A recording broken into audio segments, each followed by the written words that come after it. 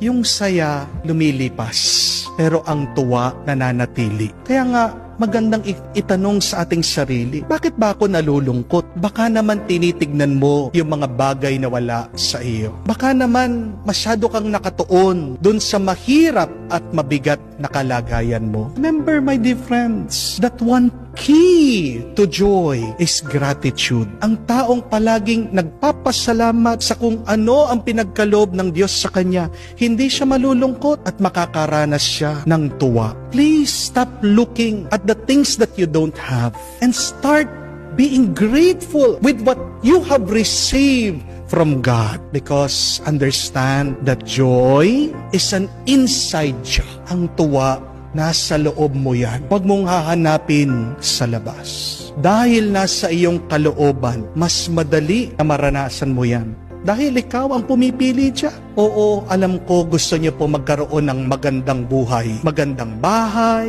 magandang trabaho, magandang kalagayan. Hindi po masama yan. Pero bago mo hanapin na pagandahin ang iyong buhay, pagandahin mo ang iyong kalooban.